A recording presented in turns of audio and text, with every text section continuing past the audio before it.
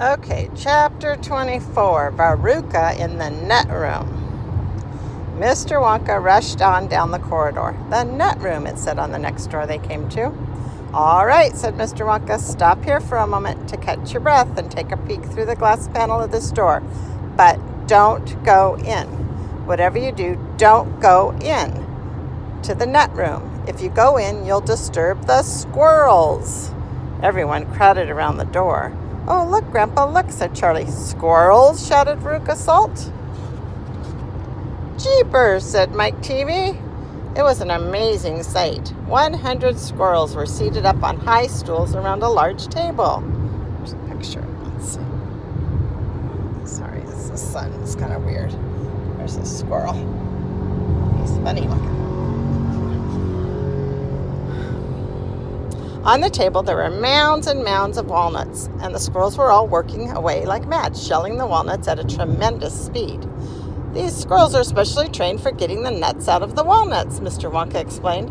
Why use squirrels? Mike TV asked. Why not use Oompa Loompas? Because, said Mr. Wonka, Oompa Loompas can't get walnuts out of walnut shells in one piece. They always break them in two. Nobody except squirrels can get walnuts whole out of the walnut shell every time. It is extremely difficult.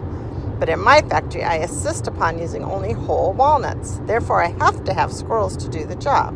Aren't they wonderful the way they get those nuts out? And see how they first tap each walnut with their knuckles to make sure it's not a bad one? If it's bad, it makes a hollow sound, and they don't bother to open it. They just throw it down the garbage chute. Look, there. Watch the squirrel nearest us. I think he's got a bad one. They watched the little squirrel as he tapped the walnut shell with his knuckles. He cocked his head to one side, listening intently. Then suddenly he threw the net over his shoulder into a large hole in the floor. Hey, Mummy, shouted Veruca Salt suddenly. I've decided I want a squirrel. Get me one of those squirrels. Don't be silly, sweetheart, said Mrs. Salt. These all belong to Mr. Wonka. I don't care about that, shouted Veruca. I want one. All I've got at home is 2 dogs, 4 cats, 6 bunny rabbits, and 2 parakeets, and 3 canaries, and a green parrot, and a turtle, and a bowl of goldfish, and a cage of white mice, and a silly old hamster. I want a squirrel. All right, my pet, Mrs. Salt said soothingly. Mummy'll get you a squirrel just as soon as she possibly can. But I don't want any old squirrel, Veruca shouted. I want a trained squirrel. At this point, Mr. Salt, Veruca's father, stepped forward. Very well, Wonka, he said importantly, taking out his wallet full of money. How much do you want for one of these crazy squirrels? Name your price. They're not for sale, Mr. Wonka answered. She can't have one. Who says I can't? Shouted Veruca. I'm going in to grab me a squirrel this very minute. Don't, said Mr. Wonka quickly, but he was too late. The girl had already thrown open the door and rushed in. The moment she entered the room, 100 squirrels stopped what they were doing and turned their heads and stared at her with small, black, beady eyes. Veruca Salt stopped also and stared back. Then her gaze fell upon a pretty little squirrel sitting nearest to her at the end of the table. The squirrel was holding a walnut in its paws. All right, then, said Veruca. I'll have you. She reached out her hands to grab the squirrel. But as she did so, in that first split second when her hands started to go forward, there was a sudden flash of movement in the room, like a flash of brown lightning, and every single squirrel around the table took a flying leap towards her and landed on her body. 25 of them caught hold of her right arm and pinned it down. 25 more caught hold of her left arm and pinned that down. 24 caught hold of her left leg, and the one remaining squirrel, obviously the leader of them all, climbed up to their shoulder and started tapping the wretched girl's head with its knuckles. Save her, screamed Mrs. Salt. Veruca, come back. What are they doing to her? They're testing her to see if she's a bad nut, said Mr. Wonka. Just watch. Veruca struggled furiously, but the squirrels held her tight, and she couldn't move. The squirrel on her shoulder went tapping on the side of the head with his knuckles. Then all at once, the squirrels pulled Veruca to the ground and started carrying her across the floor. My goodness, she is a bad nut after all, said Mr. Wonka. Her head must have sounded quite hollow. Veruca kicked and screamed, but it was no use. The tiny, strong paws held her tightly, and she could not escape. Where are they taking her? Shrieked Mrs. Salt. She's going where the other bad nuts go, said Mr. Wonka. Down the garbage chute.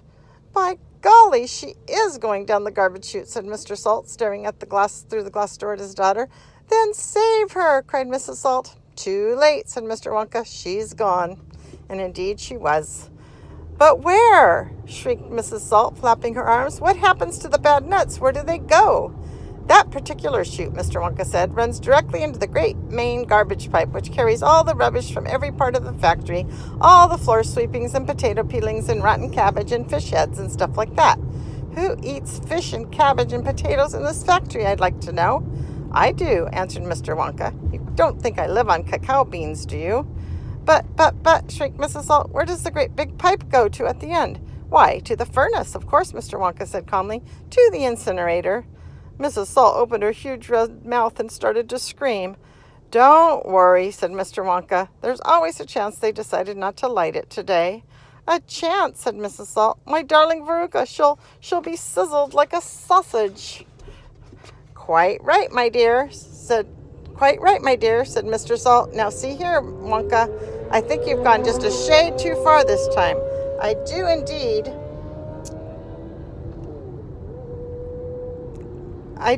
My daughter may be a bit of a trump, I don't mind admitting it, but that doesn't mean you can roast her to a crisp.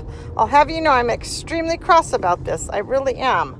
Oh, don't be cross, dear sir, said Mr. Wonka. I expect she'll turn up sooner or later. She may not even have gone down at all. She may be stuck in the chute below the entrance hole, and if that's the case, all you have to do is go in and pull her up. Hearing this, both Mr. and Mrs. Salt dashed into the nut room and ran over to the hole in the floor. Veruca, shouted Mrs. Salt, are you down there?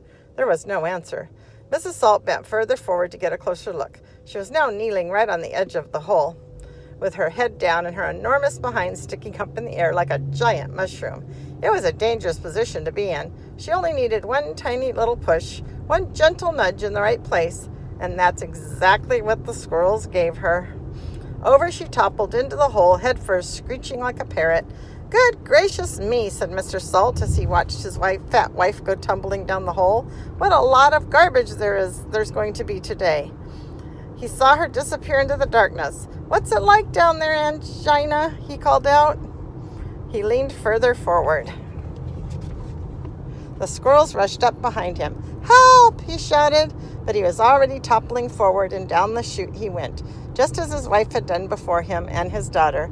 Oh, dear, cried Charlie, who was watching with the others through the door. What on earth's going to happen to them? I expect someone will catch them at the bottom of the chute, said Mr. Wonka.